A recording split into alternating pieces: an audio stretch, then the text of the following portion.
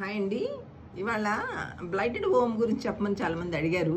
Blighted ohm అన్న యానెంబ్రియోనిక్ pregnancy అన్న ఒకటే, అంటే ఎంబ్రియో ఉండదు దాంట్లో.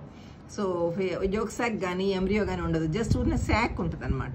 జెస్టేషనల్ శాక్ మాత్రమే ఉంటుంది. అది మనకు తెలియకుండా ఛాన్సార్లు అబార్షన్స్ అయిపోతూ ఉంటాయండి. పీరియడ్ ఏదైనా కొంచెం లేట్గా వచ్చి బ్లీడింగ్ లాగా వచ్చేసిందంటే వాళ్ళకి తెలియకపోవచ్చు కూడా. కొన్నిసార్లు ప్రెగ్నెన్సీ పాజిటివ్ వస్తే పేషెంట్స్ ఎర్లీగా వస్తూ ఉంటారు కదా. ఎర్లీ ప్రెగ్నెన్సీ స్కాన్ చేసినప్పుడు చిన్న శాక్ ఉంటుంది, శాక్ అంటే బాగానే శాక్ ఉంటుంది, బట్ ఎంబ్రియో కానీ యోగ్ శాక్ కానీ ఉండదు.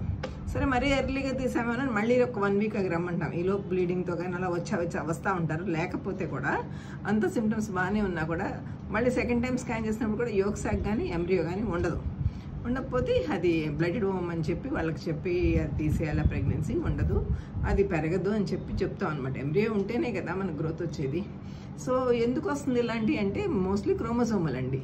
ఏదైనా ఫాల్టీ ఎగ్ కానీ ఫాల్టీ స్పర్మ్ కానీ అయితే కనుక కొంతకాలం పెరిగిన తర్వాత అది ఆగిపోవటం అలా జరుగుతూ ఉంటుంది అనమాట.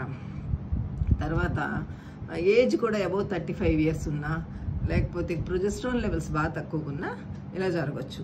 సో ఇట్లాంటి ప్రెగ్నెన్సీస్ గురించి పెద్ద బాధపడాల్సింది ఏమి లేదండి. ఎందుకంటే అది చెప్తే వాళ్ళకి అర్థమవుతుంది.